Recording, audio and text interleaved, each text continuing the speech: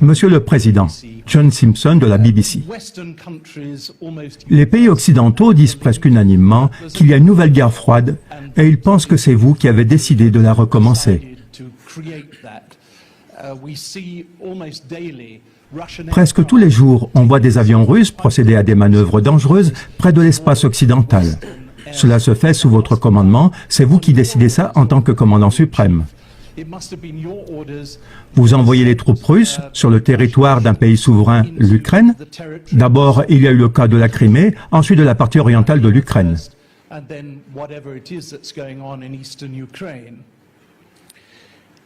Maintenant, vous avez un certain problème avec le cours du rouble.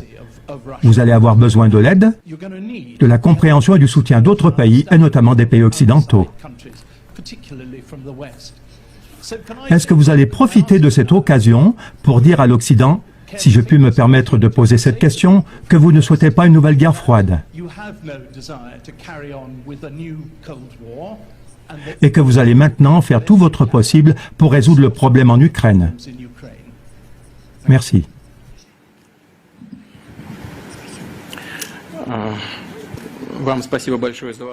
Je vous remercie beaucoup pour votre question. Tout d'abord, en ce qui concerne les exercices militaires, les manœuvres aériennes et l'expansion de nos forces armées. Vous avez dit à l'instant que la Russie a considérablement contribué à la tension qu'on voit actuellement dans le monde. La Russie y a bien évidemment contribué, mais seulement dans l'intention de défendre toujours plus fermement ses intérêts nationaux. On n'attaque pas l'Occident. Je veux dire attaquer dans le sens politique. On n'agresse personne. On ne fait que défendre nos intérêts. Le mécontentement de nos partenaires occidentaux, notamment des Américains, est lié au simple fait que nous défendons nos intérêts. L'augmentation de la tension n'est pas liée à nos manœuvres militaires ou à d'éventuelles actions menaçantes de notre part dans le domaine de la sécurité. Je m'explique.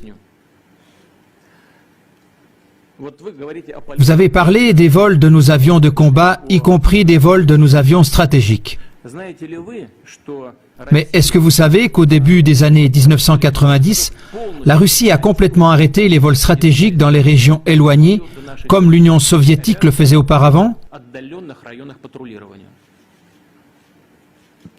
Nous les avons complètement arrêtés. Mais pendant ce temps, les avions stratégiques américains ont continué à voler avec des armes nucléaires à bord. Pourquoi? Contre qui? Qui menaçait-il? Nous n'avons pas effectué de vol. Année après année, nos avions n'ont pas volé. Il y a 2 ou 3 ans que nous avons recommencé. Alors, qui est le provocateur? Est-ce que c'est nous? Nous n'avons que 2 bases militaires à l'étranger dans des zones qui représentent un danger terroriste. Au Kirghizistan, la demande a été faite par les autorités kirghizes, par le président de l'époque, Akev, après une incursion de terroristes venus d'Afghanistan. Au Tadjikistan, il y a une base russe qui est aussi sur la frontière avec l'Afghanistan. Je pense que vous avez tous intérêt à ce que la situation reste calme là-bas. L'implantation de bases là-bas est bien fondée, compréhensible et adéquate. Les bases militaires américaines, elles, en revanche, sont partout dans le monde. Et vous dites que nous nous comportons agressivement?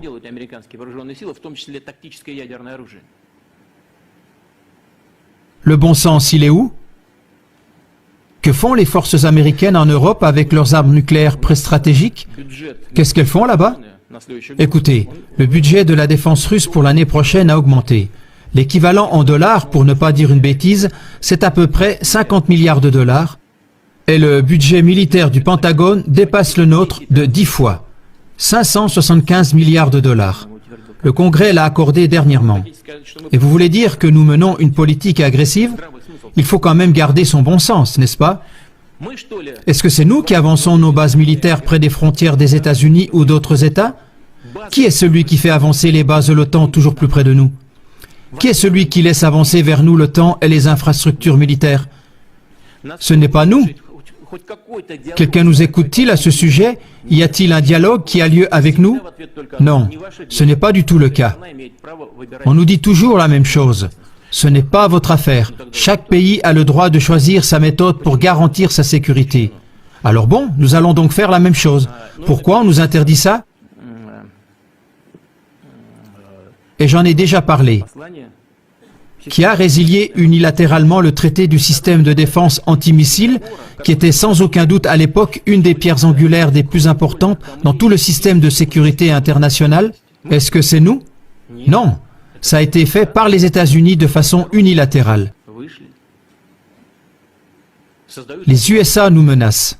Ils déploient ces éléments de la défense antimissile non seulement en Alaska, mais aussi ici en Europe, en Roumanie, en Pologne, tout près de nos frontières.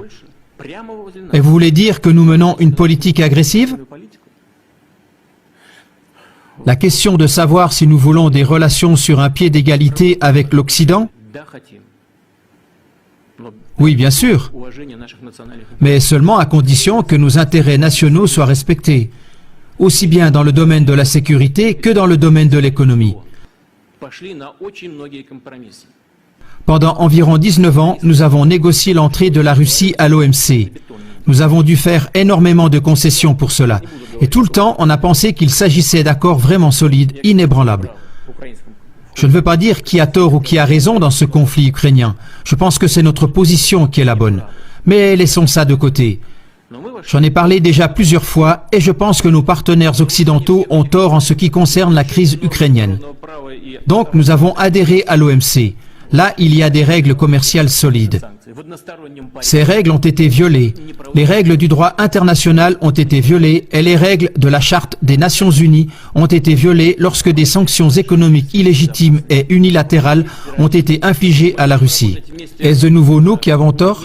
Nous voulons entretenir des relations tout à fait normales avec l'Occident dans le domaine de la sécurité, dans la lutte contre le terrorisme, dans le domaine de la non-prolifération des armes nucléaires. Nous voulons collaborer dans le domaine de la lutte contre la drogue, contre le crime organisé et pour la prévention des maladies infectieuses, y compris le virus Ebola. Tout cela, nous allons le faire ensemble, y compris dans le domaine économique, si nos partenaires occidentaux veulent bien. НТВ, Кондратьев. Vladimir Vladimirovitch. Monsieur le Président, 25 ans se sont écoulés depuis la chute du mur de Berlin. Vous avez vous-même été témoin de cet événement quand vous travailliez à l'époque en RDA. Depuis, on a beaucoup fait, peut-être pas ce que nous avions espéré initialement. Il y avait beaucoup d'espoir, mais quand même, il y a eu des progrès. Grâce à votre persévérance, on était tout près de supprimer l'obligation de visa avec l'Union européenne. Et maintenant, en cette année d'anniversaire de la chute du mur, en quelques semaines à peine, il y a à nouveau un mur qui est érigé. Pas en béton, mais il est là. Un mur invisible d'aliénation, de méfiance, d'accusations réciproques. Et où pensez-vous que ce refroidissement va nous conduire? Certains parlent déjà d'une nouvelle guerre froide. Est-ce qu'on va habiter dans des mondes séparés ou bien est-ce qu'on a des possibilités pour reconstituer le dialogue et la coopération?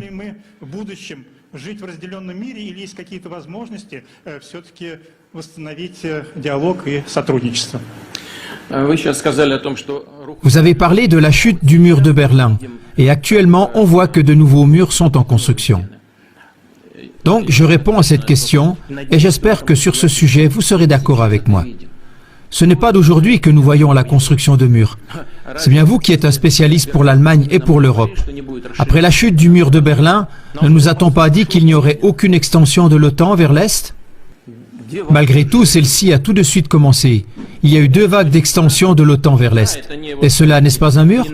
Oui, ce n'est pas un mur matériel et réel, mais c'est plutôt un mur virtuel et invisible. Mais on a commencé à ériger ce mur. Et le système de défense américain antimissile en Europe le long de nos frontières, n'est-ce pas un mur également? Comprenez, personne n'a stoppé cela. Et c'est cela le problème principal des relations internationales d'aujourd'hui. Nos partenaires n'ont pas freiné. Ils ont décidé qu'ils étaient les vainqueurs, qu'ils constituaient l'empire et que les autres étaient les vassaux qu'il s'agit de descendre. Et c'est ça le problème. Ils n'ont pas arrêté de continuer partout la construction de ce mur, en dépit de toutes les tentatives et de tous les gestes de notre part pour travailler en commun, sans qu'il y ait des lignes de division en Europe et partout dans le monde. Je pense que notre position intangible par rapport aux différentes situations dans le monde, également en Ukraine, devrait faire comprendre à nos partenaires occidentaux que le meilleur chemin et le plus juste, c'est d'arrêter de continuer à construire de nouveaux murs et de commencer à construire une zone commune humanitaire, de construire une zone commune de sécurité et d'économie. Давайте продолжим. Верницкий, Первый канал. Дайте, пожалуйста, микрофон. Monsieur le Président, ce qui se passe actuellement avec notre économie, est-ce le prix pour la Crimée? C'est maintenant le moment de l'avouer honnêtement. Non, ce n'est pas le prix pour la Crimée. C'est le prix pour notre désir naturel de pouvoir subsister en tant que nation, en tant que civilisation, en tant qu'État. Et cela pour les raisons suivantes. Tout à l'heure, lorsque j'ai répondu à la question de votre collègue qu'après la chute du mur de Berlin et l'effondrement de l'URSS, on s'est totalement ouvert à nos partenaires occidentaux.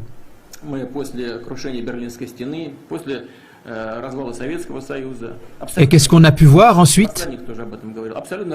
Le soutien direct et total du terrorisme dans le Caucase du Nord, c'était de l'aide en direct. Comprenez-vous? C'est ainsi qu'agissent ces partenaires? Je ne vais pas entrer dans les détails, mais c'est un fait et tout le monde le sait. Dans chaque question, quoi qu'on fasse, on aboutit toujours à des problèmes, à des résistances et à des luttes contre nous de la part de l'Occident. Rappelons-nous les Jeux Olympiques de 2014 à Sotchi. De quelle manière notre pays s'est préparé pour cet événement? Avec quel enthousiasme et quelle joie nous l'avons fait? Avec ces Jeux Olympiques, nous avons voulu organiser une fête non seulement pour nous, mais aussi pour les amis du sport du monde entier. Et c'est un fait réel qu'on a essayé comme jamais auparavant, et jamais avec une telle ampleur, et jamais de façon aussi clairement coordonnée, de discréditer et de calomnier non seulement les préparations pour les Jeux, mais aussi les Jeux Olympiques eux-mêmes. C'est un fait évident. Mais pourquoi cela? Qui a besoin de cela? Et ça continue sans fin. Lors de la réunion du club Valdai, j'avais déjà utilisé l'image de l'ours russe. Pour beaucoup de gens, l'ours symbolise la Russie. À ce moment-là, j'avais comparé la Russie à l'ours qui protège sa taïga. Si nous continuons à analyser cette image de l'ours, alors moi-même j'ai parfois la pensée que notre petit ours devrait effectivement se tenir tranquille et qu'il devrait arrêter peut-être de chasser les marcassins à travers la taïga et à la place manger peut-être seulement des baies et du miel. Peut-être qu'alors on laisserait l'ours tranquille. Non, on ne le laissera pas tranquille parce qu'on voudra toujours enchaîner l'ours. Et dès qu'ils y arriveront, ils arracheront les dents et les griffes à l'ours. Dans notre langage moderne, cela représente les armes nucléaires de dissuasion. Dès que cela arrivera, que Dieu nous en protège, l'ours lui-même deviendra inutile et on s'appropriera la taïga. Car à plusieurs reprises, nous avons entendu de la bouche de représentants presque officiels de l'Occident qu'il est injuste que toute la Sibérie, avec ses ressources illimitées, n'appartienne qu'à toute la Russie. Est-ce donc injuste? Arracher le Texas au Mexique, c'était donc tout à fait correct? Que nous vivions sur notre propre territoire, ce serait donc injuste et pour cela on devrait diviser nos terres? Et dès que les griffes et les dents ont été arrachées à l'ours, alors on n'aura plus besoin de l'ours, on fera de lui une descente de lit, un ours empaillé. Et donc, il ne s'agit pas du tout de la Crimée. Il s'agit de défendre notre autonomie, notre souveraineté et notre droit d'existence. C'est ça que nous devrions tous comprendre. Si nous partons du fait qu'à peu près 25% de la situation de notre problème économique actuel est causée par les sanctions occidentales, et c'est ainsi, ces sanctions sont de 25 et 30% responsables de la situation actuelle. Nous devons comprendre cela et décider si nous voulons nous maintenir et combattre, et ce faisant, nous améliorons notre structure économique en utilisant les sanctions comme tremplin. Et ainsi, nous deviendrons plus indépendants, renouvelés par ces temps difficiles. Ou alors, voulons-nous que notre peau d'ours soit accrochée au mur? Voilà le choix devant lequel nous nous trouvons. Et cela n'a rien à voir avec la Crimée.